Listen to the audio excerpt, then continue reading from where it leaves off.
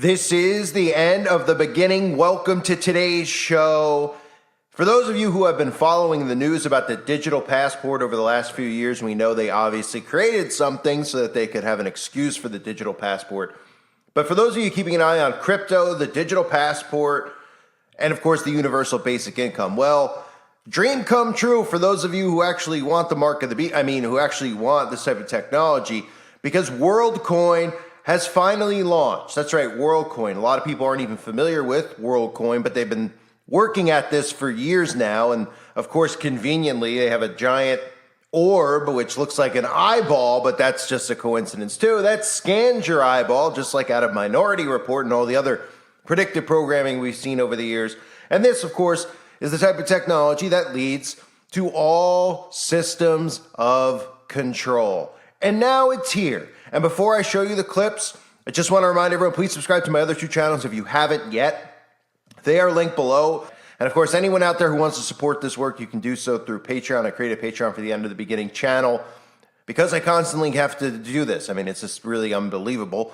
But they're constantly attacking my work, attacking my time, which is what's most annoying, that I have to put time into building channels, et cetera, even though I'm a new YouTuber, wink, wink. So those are all linked below, but at the very least, please make sure you sub to my other channels. So we're going to take a deep dive and a look at this new control technology that, of course, gets marketed as unique. Listen to the trigger words that they use. Things like, oh, well, it's unique. It's unique to you. It'll be just you. It'll be all about you and your needs and what personifies you the best and what, you like, and you, and you, and you, and you. And really, it's about them controlling you. Take a look. So, Joe, this is an eyeball scanning project. It creates a digital identity, proof of personhood, the company says. But is this basically just the ultimate hype sandwich, crypto and AI smashed together? It kind of is. I've been so fascinated by this company for years since it's launched, because the idea that we're all going to get this big orb, and they have this multi-pound orb, and I've held it, and it's going to scan your eyeball, and it's going to create a unique form of identity, and you're going to get a universal basic income through that identity, and it's related to crypto and as well. It's everything, as you said, this sort of maybe like a hype sandwich. But on the other hand, when you think about AI and you think about the various risks, whether it's sort of disruption to jobs, or the idea that an AI could, say, impersonate a person or impersonate a loved one, et cetera, are you really the person that you claim to are? It's kind of a very interesting, ambitious problem that they've tackled. So even as weird as it sounds and everything, I'm kind of just absolutely fascinated to see where it goes. Speaking of the risks here, what are the security risks of the eyeball scanning that is happening here, and tying it to your economic future? Are there real concerns behind the project? Absolutely. They're scanning your eyeball. Obviously, there have been some criticisms about privacy and whether there's a database. They claim that there will be none, that all of the logic is not in some centralized database like, say, the Social Security Administration, which has a database of everyone's Social Security number, that it's this unique hash, that all the logic is more or less hackable. The Social Security Network or the WorldCoin. Right, and they say no, and that they have 13 ways of scanning your eyeballs, so they can tell maybe if you're under duress, if someone's put your face in front of one of these scans or something. But it's pretty sci-fi stuff, and I don't think anyone really knows where it's ultimately going to go. It's just so weird and fascinating. Yeah, and that's that technology itself, but then there also is the token that had such a phenomenal debut yesterday, Joe. But it's worth noting, you can't trade it in the U.S. It's just another example of the regulatory environment here limiting what people can do. Yeah, there's regulatory elements. And there's also the question of why do we need a token associated with it? Feels very 2021 or 2020.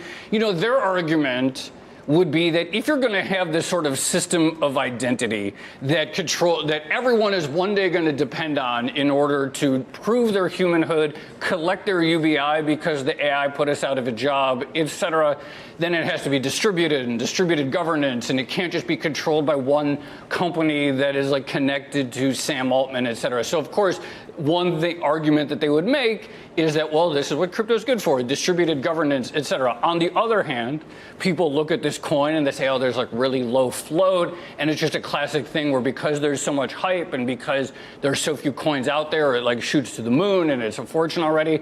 So it's sort of like, okay, like I can accept the crypto logic, but also the reality is like it is what it is, this huge, like, you know, this massive like pump for something that like has not borne out what it said it's going to do. So this is an absolute nightmare for anyone that knows and understands what dystopian New World Order is. And this is exactly what it is. This is WorldCoin. And it's going to drastically increase economic opportunity. That's how it's being marketed, of course. It will not increase any type of economic opportunity. In fact, it'll enslave you into a, well, you know, a universal basic income where you won't be able to make more money by working harder or anything like that, which is exactly what these brain dead communists want. They want you to want a universal basic income, and they think it's unfair if somebody else works harder and somehow makes more money while one person's sitting playing Nintendo all day and the other person's actually out in the field working or doing whatever their trade is. Again, digital currency, universal basic income, and digital passport, digital ID, all linked to the mark of the beast. So in a blog post announcing the launch, the founder notes that if the project is successful, WorldCoin could drastically increase economic opportunity and present a reliable solution for distinguishing humans from AI online. This is another thing they're very, very hell-bent on, is making sure that everything you do online leaves a footprint. So in other words, for those of you that don't understand that, that's, for example, let's say there's a YouTuber who gets banned from YouTube, right? And that YouTuber never showed his face, and that YouTuber wants to continue to put content out there. Well, if there's a digital passport in place, that person will not be able to, of course, unless he scams and somehow uses other people's digital IDs. But at that point, you'll probably be thrown in jail when the digital ID is linked to everything. So your online behavior will be fully monitored. And that includes other people out there who watch that type of content, who listen to that type of content, who might read things on the internet about, say things about like the negativity of WorldCoin and how it's a bad thing. These are all things they want control over. They try to market these types of things to the dumbed down society. And again, I've been using true crime and those types of things as an example recently a lot because one, I keep getting shown true crimes every time I log into YouTube. And two, I think because I covered the Unabomber. And two, because I'm showing you these things and I'm bringing these things up because there's a reason behind it, right? There's a reason why all these shows, they scare you with the true crime, but then they tell you that all these cases end up getting solved because of CCTV or because somebody has the ring or somebody has some type of technology that enables them to track you. So it makes you say, well, this is great. The other thing that they do with the true crimes is the DNA, right? The guy in Idaho, they go, well, you know, if it wasn't for this new DNA technology and being able to find his relatives who submitted their DNA to Ancestry.com, we would never have caught him. So this makes people go, well, if we get everybody's DNA, then all these things don't happen anymore. So they use subliminal messaging like that to get people to willingly give up everything to the government, who cannot be trusted. Then, of course, the government has more power to frame you and do all sorts of things, clone you, who knows, you know, what they'll end up doing. And people are like, well, that's just a crazy conspiracy, of course, because, well, they don't think, right? So one of the other things that they do is they make everybody out there feel like a digital passport and a digital ID will be good. And what do they do to market that? Well, they say, well, people are doing bad things on the computer. And of course, people naturally would say, well, bad things like what they're looking at with, you know, revolving around children and stuff like that. Well, that does need to be banned, even though couldn't one just say, how do we even allow websites like this to even exist in the first place, or people to walk amongst us who support and do those types of things? But of course, we know who enables that. That's the government. But people will look at these things and they'll say, well, we need a digital passport because it'll be safer for people, more protective for people. But really what it is, it's just another spying mechanism for them and control for them over all of us, what we look at, what we see. And that doesn't mean the horrible bad things like that, because they don't care if you see it. That is about us. That's about people who are calling out what this world government is now doing and trying to show people that all these things that they're doing and the way that they're manipulating people with climate change and et cetera, causing these fear tactics, how they have the ability to manipulate whether anything. You can name anything. You can go back to the 11th of September if you want to talk about that. All that stuff, they don't want you to go down any rabbit holes, because if you do, you'll see who's at the end of the rabbit hole and who's behind it. And that same specific group of people, of course, are people that you cannot question or talk about. So anyway, as we continue on, in a blog post announcing the launch, the founder notes that his project If the project's successful, again, the world could drastically increase economic opportunity. Like I said earlier, this would be achieved by offering users a unique digital ID based on their iris scan and a current currency given simply for being human.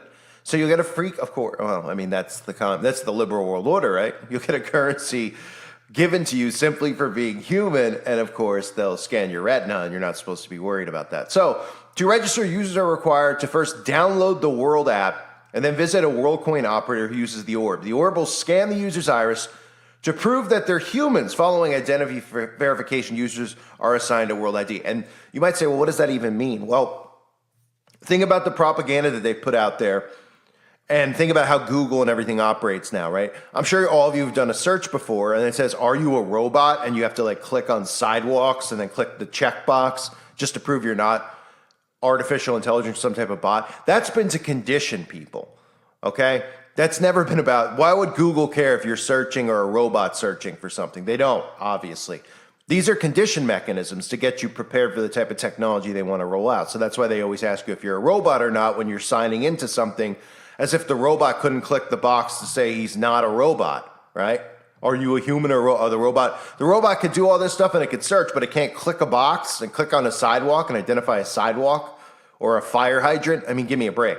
And they don't just do it with Google searches. They do it with bank accounts. They do it, they make you use verification even on YouTube to get your channel monetized. You have to give a phone number. So these are all things that are leading towards a digital identity. They're just subliminal ways to do it, where they're starting to get a little bit of control, asking you for a little bit more, and it continues as people get desensitized to that. Because I guarantee you the first time you were asked if you were a bot, you probably were like, WTF, right? And you were like, why do I have to do this? And you were annoyed by it, right? Over time, you just get used to doing it, like tying your shoes, and it just is something you do without even thinking. That's why they do those things. They keep desensitizing you, and then you keep giving up more and giving them more to the point where they have total control. So at a time, and again, they use the AI-generated stuff where they're like, oh, you've seen chatbot? We got to be able to distinguish if it's a person or a chatbot. That's all done by design, okay? Even the stuff they've rolled out with chatbot and how scary artificial intelligence is, that's another thing that they're using to their advantage to get people convinced that they need a digital ID so we can determine a robot versus a human being.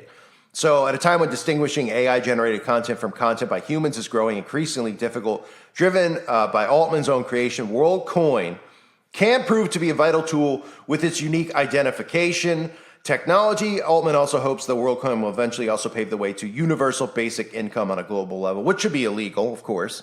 I mean, if nobody out there, at the very least, and I know there's people out there who listen and don't like me and don't agree with stuff, which is perfectly fine. I don't know why you would still listen, but clearly your soul is tugging at you to at least find some truth. Why would anybody want universal basic income? There's nothing fair about it. Do you think that, let's use Joe Biden as an example, even though he's a puppet, or the Rothschilds. You think these people are going to be on a universal basic income? Of course not. So why should they not be on a universal basic income, but the rest of us should be? Does anyone think like that? No, of course not. So you shouldn't be rewarded for working harder than someone else? You ever go to like Walmart and see like how bad things have gotten with employees at stores now, where they're like literally allowed to openly text and be on their phone in the middle of the store when they're working, and they're supposed to be helping if you have a question, right? So if you work there and one person's just constantly on the phone or smoking a cigarette or has no interest in their job, why should they make the same amount of money as you if you're working hard? No, this is the world that they want to create, because this is a world of control. And they tell you, of course, because they market to the dumbed down people, that it's about, well, the reason that person is this way or this way is because of their skin color or because of their gender. And that's all done by design to convince people into communism. It's just a sleazy tactic that they use. So they go on to talk about when you sign up for WorldCoin, you're given a free token of the cryptocurrency. As of writing, the coin barely touches 2 cents in value. Wow, that sounds like a lot. You might be able to buy half of a gumball. But that's expected to grow quickly. Of course it is. If you wish, of course it is. To what? $1? If you wish to secure, when a gallon of milk's like $7. If you wish to secure your free token, you need to follow the steps. It goes on to give the steps about getting a World ID, about getting your biometric verification device that scans your iris. You can find the closest orb and book a time slot with the app or at worldcoin.org. I mean, I mean, how do people see this stuff and think that this is good for society? It's not. This is global enslavement. That's what they've always talked about, from saying it, we're bringing in a new world order to calling it a liberal world order. People just don't seem to understand that these people want to control and ruin your life. They should be able to see it after what they just did a couple years ago. And now they're doing it with the climate, which is another topic which I'll obviously continue to cover. So this type of technology is frightening. I mean, we all know that they're gearing us towards it, but what they have to do is create chaotic events to make people want it, because they know people aren't going to willingly sign up for this crap. So what they do is they create chaos and make you think that, oh, this is naturally occurring, or we're the ones doing it. Or they create psyops and say that these massive events and hackings are happening on the internet, so we all need a digital ID so we don't have all our money sucked out of our account. Meanwhile, it's our own governments around the world that are doing it to us. That's how this whole thing works. So this is just a ploy. There'll be psyops around these things to get people on board with it. They love to see how many people actually willingly sign up. They probably sit there with their feet on their desks, a pina colada in their hand. They're cracking up with a cigar in their mouth going, can you believe there's actually people willingly signing up for this? There's actually millennials and Gen Z or whatever they're called signing up for this stuff. I mean, they can't believe it, really. They're having a field day, laughing at the brainwashing they've done to what they call liberal America. So that's the news, and this isn't just about America, this is worldwide, so keep an eye on this story. I thank everyone for being here again. Please subscribe to my backup channels if you haven't yet. Always a chance this gets a strike. Thank you again for being here, everybody. God bless you and your families.